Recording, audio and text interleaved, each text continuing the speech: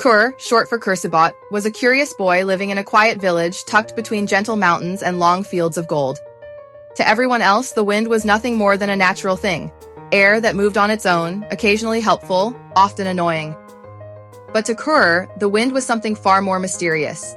It felt alive, almost as though it carried thoughts, moods, and whispers only he could sense. Every morning before the village bustled awake, Kur slipped outside into the cool dawn. He stood barefoot on the damp grass, closed his eyes, and whispered into the breeze. "Good morning," he'd murmur. "Are you in a good mood today?" Sometimes he confided small secrets, which chores he dreaded, which friend had hurt his feelings, or how much he wished he could run faster. The wind never spoke back in words, but Kur felt its responses. A warm swirl around him when he was sad, a soft push that felt like encouragement, a playful gust that tousled his hair whenever he made a joke. To Kur, these gentle signs were proof. The wind understood him. During the day, while other children chased each other through the fields, Kur chased the wind instead. He darted after dancing leaves the breeze tossed in the air, laughing as if sharing a private game. Sometimes the wind would swirl them in circles around him, and he felt as though he were part of its invisible rhythm, moving with it instead of against it. His family found his fascination charming but odd.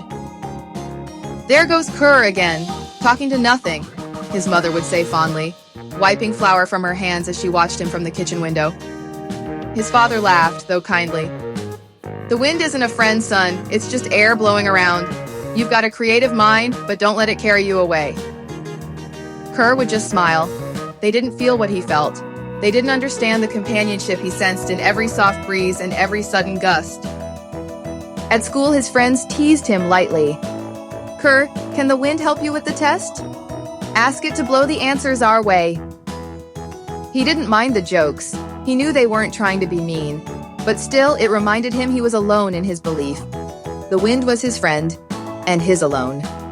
One afternoon, while Kur rested under the old oak tree on the hill, something unusual happened.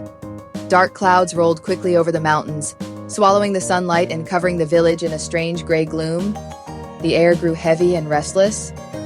The villagers hurried home, calling for their children to follow. Kur felt a sudden, sharp gust slam into him. It whistled fiercely in his ears, whipping around him in a tight, frantic circle. It wasn't playful this time. It wasn't gentle.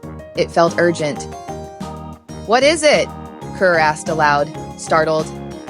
The wind shoved him hard from behind, pushing him away from the tree.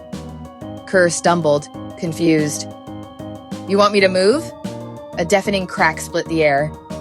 Kur spun around just in time to see a massive branch from the oak tree crash down, right where he had been sitting only seconds before.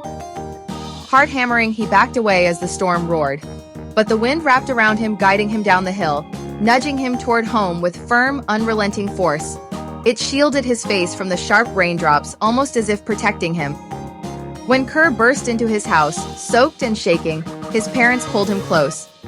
Between shivers, he told them what happened. The strange warning, the push, the fallen branch. His father's eyes widened. His mother covered her mouth. They didn't laugh this time. The next day, when the storm had passed, the villagers gathered around the shattered branch. When they heard Kur's story, they grew quiet. For the first time, people looked at Kur not with amusement, but with respect, and a hint of wonder. Maybe the wind wasn't just wind. Kur didn't brag or boast. He simply stepped aside, closed his eyes, and whispered, "Thank you." A gentle breeze brushed his cheek in reply. From then on, everyone gave a little more thought to the breeze that passed through their windows, around their ankles, or over their fields. And Kur continued to talk to the wind, chase its leaves, and listen to its quiet hints. Because he knew better than anyone that some friendships don't need to be seen to be real.